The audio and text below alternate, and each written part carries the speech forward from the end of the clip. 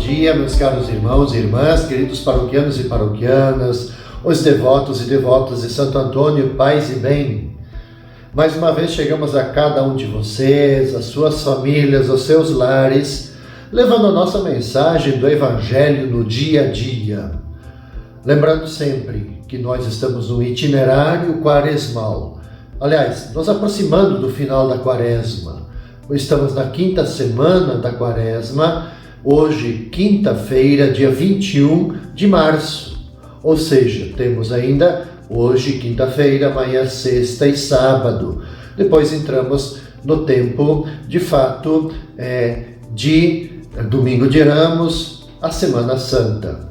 Para que bem possamos celebrar, meus caros irmãos e irmãs, esta quinta-feira da quinta semana da quaresma, nós vamos rezar, vamos meditar com o Evangelho de João, capítulo 8, versículos de 51 até 59. Jesus disse aos judeus: em verdade, eu vos digo, se alguém guardar minha palavra, jamais verá a morte. Disseram então os judeus: agora sabemos que tens um demônio. Abraão morreu e os profetas também, e tu dizes, se alguém guardar a minha palavra, jamais verá a morte. Acaso és maior do que nosso pai Abraão, que morreu, como também os profetas? Que pretendes tu ser? E Jesus respondeu: se me glorifico a mim mesmo, minha glória não vale nada. Quem me glorifica é meu Pai, aquele que vós dizeis ser o vosso Deus. No entanto, não o conheceis, mas eu o conheço, e se dissesse que não o conheço, seria um mentiroso como vós. Mas eu o conheço e guardo sua palavra. O vosso pai Abraão exultou por ver o meu dia. Ele ouviu e alegrou-se. Os judeus disseram-lhe então: nem sequer 50 anos tens e viste Abraão? E Jesus respondeu: em verdade, eu vos digo, antes que Abraão existisse, eu sou. E então eles pegaram em pedras para apedrejar Jesus, mas ele escondeu-se e saiu do templo. Veja, meus caros irmãos e irmãs, primeiramente é importante dizer que quanto mais nós nos aproximamos da Semana Santa, da paixão, da morte e ressurreição, mais nós vamos perceber o conflito, a tensão que se estabelece entre Jesus e os judeus. O que nos narra o trecho do Evangelho desta quinta-feira? Que diante da incredulidade do mundo e dos desatinos que nele acontecem dia após dia, Jesus revela a sua verdadeira identidade. O que ele revela? Eu vos digo que isto é verdade. Antes de Abraão nascer, eu sou. Ontem, assim como é hoje nossa realidade, a maior parte das pessoas, a grande maioria, não tem uma experiência profunda com o amor de Deus. Não observam os mandamentos da lei de Deus. E como se não bastasse, ignorando a pessoa de Jesus, procuram obter sinais. Se interrogam sobre quem seja de fato Jesus. É importante dizer, porém, que somente quem conhece, quem acolhe, quem guarda sua palavra, pode dizer que o conhece e experimenta o seu profundo amor. Jesus mesmo foi quem afirmou isso aos judeus. Vós não conheceis aquele que vós dizeis ser o vosso Deus, mas eu o conheço e guardo sua palavra. Ora, nós não podemos dizer que conhecemos a Deus se não conhecermos e acolhermos a sua palavra em profundidade. A palavra de Deus é quem nos direciona para a eterna vida em Cristo Jesus. a qual começa aqui agora, no nosso tempo e nossas realidades. Nesse tempo e nesse texto que nos é apresentado nesta quinta-feira, nós temos essa conclusão longa de um tenso e longo diálogo de Jesus com os judeus em Jerusalém, por ocasião da festa das tendas. Jesus ele se mostra acolhedor e reafirma o dom da vida eterna, já. O que diz ele? Se alguém cumprir minha palavra, nunca haverá morte. Contudo, os judeus permanecem firmes em sua rejeição a Jesus, procurando inclusive maneiras de matá-lo, de apedrejá-lo. Jesus, que cumpre a palavra do Pai, já vive a eternidade, pois antes que Abraão existisse, diz o Evangelho, eu sou. Disse Jesus àquele povo e continua dizendo para cada um de nós, para mim e para você. Quando essas palavras encontrarem espaço nos corações nossos, então significa sim que nós vivemos em comunhão eterna com Jesus, permanente, e com o Pai, ao cumprirmos a sua palavra, no despojamento, na partilha, na mansidão, na solidariedade, na acolhida ao irmão, na prática da misericórdia e da justiça que liberta, mas também promove a vida. Na sexta-feira, meus caros irmãos e irmãs, no dia 22 de março, rezaremos, meditaremos os nossos corações com o Evangelho de João, capítulo 10, versículos de 31 até 42. Os judeus pegaram pedras para apedrejar Jesus, e ele lhes disse: por ordem do Pai, mostrei-vos muitas obras boas. Por qual delas me quereis apedrejar? Os judeus responderam: não queremos te apedrejar por causa das obras boas, mas por causa de blasfêmia, porque sendo apenas um homem, tu te fazes Deus. E Jesus disse: acaso não está escrito na lei de vocês, eu disse, vós sois deuses? Ora, ninguém pode anular a Escritura.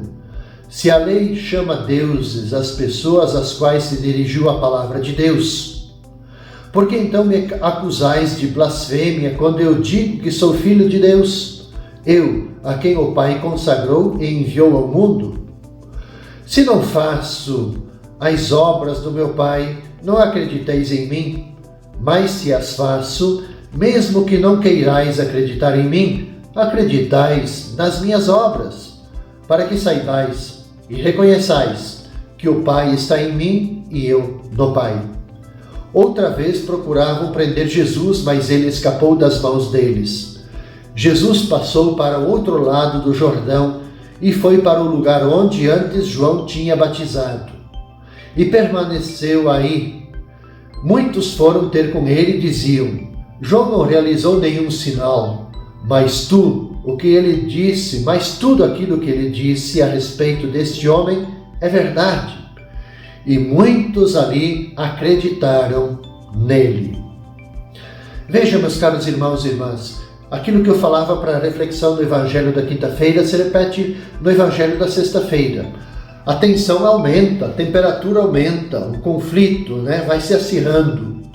A pressão dos chefes do povo sobre Jesus, a gente pode dizer assim, que atinge agora um grau elevado. Jesus, no entanto, ele ainda faz um esforço grande. Ele tenta conversar com os seus adversários, com os seus acusadores, na esperança de fazê-los, pelo menos, refletir sobre o que estavam prestes a fazer, ou seja, matá-lo. Eles argumentavam que o matariam por ele ter blasfemado. Tu, que és apenas um homem, te mostra como se fosse Deus. O momento é grave, difícil. Jesus não está, podemos dizer, divertindo um público, fazendo graça com as pessoas. O que Jesus tem reafirmado, o que ele procura fazer, é reafirmar o que seus opositores já ouviram muitas vezes. O que eles ouviram?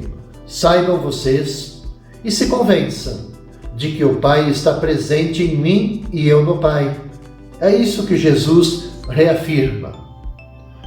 A gente pode dizer que talvez à luz desse trecho do Evangelho, Jesus está como que fatigado por discussões que se repetem, que se tornam cansativas, junto a interlocutores que não demonstram acolhida, não são receptivos. E Jesus vai ao lugar onde antes João ficava batizando, diz o Evangelho. Mas por que Jesus vai lá? Jesus vai lá como que para buscar consolo, buscar um conforto. Ele se conforta ao constatar que ali onde que João ficava batizando, muitos acolheram a sua palavra e se tornaram os seus discípulos. Olha, provavelmente essas tendências contraditórias no que se refere à fé, talvez também se encontrem nos nossos corações hoje. A nossa caminhada de fé tem momentos altos e momentos baixos, não é assim? Não é verdade isso? Por vezes nós temos a sensação de que a multidão de que nos fala o Evangelho da sexta-feira está presente também dentro de cada um de nós. E Jesus ele nos ensina a resistir a estas oscilações perigosas. Para isso é preciso fundamentar-nos solidamente na Sagrada Escritura. É na Sagrada Escritura que nós vamos encontrar as palavras que dão fundamento, que dão solidez, que dão base para a fé da gente. E nelas nós descobrimos a palavra que é o próprio Jesus Cristo. E no sábado, meus caros irmãos e irmãs, no dia 23 de março, vamos rezar, vamos meditar com o Evangelho de João, capítulo 11, versículos de 45 até 56. Muitos dos judeus que tinham ido à casa de Maria e viram o que Jesus fizera, creram nele. Alguns, porém, foram ter com os fariseus e contaram o que Jesus tinha feito. E então os sumos sacerdotes e os fariseus reuniram o conselho e disseram: o que faremos? Esse homem realiza muitos sinais. Se deixarmos que ele continue assim, todos vão acreditar nele e virão os romanos e destruirão o nosso lugar santo e a nossa nação. Um deles, chamado Caifás, sumo sacerdote, em função naquele ano, disse: vós não entendeis nada. Não percebeis que é melhor um só morrer pelo povo do que perecer a nação inteira? Caifás não falou isso por si mesmo, sendo sumo sacerdote, em função naquele ano, profetizou que Jesus iria morrer pela nação. E não só pela nação, mas também para reunir os filhos de Deus dispersos.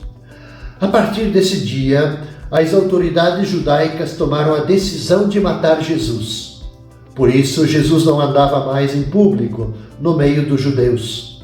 Ele se retirou para uma região perto do deserto, para uma cidade chamada Efraim. Ali ele permaneceu com os seus discípulos. A Páscoa dos judeus estava próxima. Muita gente do campo tinha subido a Jerusalém para se purificar antes da Páscoa. Procuravam Jesus e, ao reunirem-se no templo, comentavam entre si: o que vos parece? Será que ele não vem para a festa? Veja, meus caros irmãos e irmãs, com esse trecho do Evangelho de João, capítulo 11, a gente como que conclui esse itinerário quaresmal com essa pergunta. Aliás, com dois movimentos. Primeiro movimento, atenção. Atenção e diante do que Jesus representa, o que ele está fazendo, o perigo que Jesus pode causar para os judeus, para o templo, para a religião, há a decisão de que é melhor então de que uma pessoa morra do que toda a nação sofrer. E o Evangelho conclui dizendo então que a festa da Páscoa se aproximava, todos estavam a caminho do templo para se reunirem-se lá e celebrar a Páscoa, e havia esse comentário entre as pessoas: será que Jesus não vai chegar para a festa? Essa é, vamos dizer assim, a conclusão desse itinerário da grande missão de Jesus, porque a partir de agora ele será preso e enfrentará todo o seu processo da paixão, da morte e a ressurreição que celebraremos na Santa Páscoa. A gente pode dizer, quando a gente lê esse evangelho e medita sobre ele, que parece que os chefes dos judeus estão de cabeça perdida. O sinal da ressurreição de Lázaro fez precipitar os acontecimentos e decidiram então matar Jesus, que se tornara obviamente um incômodo, um perigo. E Jesus, que tinha ressuscitado então o Lázaro, ele via crescer obviamente a sua popularidade, enquanto diminuía o seu raio de ação por causa da perseguição, porque as autoridades religiosas, diz o Evangelho, reuniram o conselho e ali tomaram essa decisão então de matá-lo. A gente pode dizer então que, à luz desse Evangelho, mais um profeta se vai. O profeta por excelência, que é Jesus, ele sempre anunciou fielmente o que o Pai mandou anunciar e fez as obras que o Pai mandou ele fazer. Ele não fez nada mais do que aquilo que o próprio Pai o pediu que o fizesse. O Filho do Homem, Jesus, será eliminado pelas autoridades, que mais tarde ouvirão da boca de Pedro: vocês mataram o príncipe da vida. Vocês podem conferir essa citação lá nos Atos dos Apóstolos, no capítulo 3. A morte de Jesus, ela vai assumir uma extensão sem fronteiras. Ultrapassa o lugar, o tempo, e beneficia o mundo inteiro, a cada um de nós, eu, você. O sumo sacerdote profetizou que Jesus iria morrer pela nação. E não só pela nação, mas também para congregar, para reunir os filhos de Deus que estavam dispersos pelo mundo. Aqui está, caros irmãos e irmãs, o sentido da nossa fé, da nossa vida cristã. O seguimento de Jesus, a nossa fé, a nossa profissão de fé, melhor dito, ela nos reúne todas as pessoas de todos os continentes e todo o mundo, dispersos para caminharmos na unidade e no seguimento de Jesus. Com essa reflexão, meus caros irmãos e irmãs, eu concluo as reflexões desta quinta semana da Quaresma. Nós vamos nos encontrar novamente na segunda-feira, depois então do Domingo de Ramos. Eu desejo a cada um de vocês toda paz, tudo bem, sempre trazendo aqui a intercessão, a proteção, os cuidados de nosso querido Santo Antônio. Paz e bem.